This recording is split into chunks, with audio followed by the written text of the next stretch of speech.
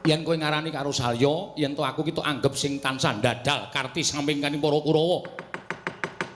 Tansah kadenangan dening para Pandhawa. Saiki aku tak takon karo kowe buktine apa? Buktine apa? Kowe aja ngucap yen to aku kuwi dadi wong tuane Nekulasedewa.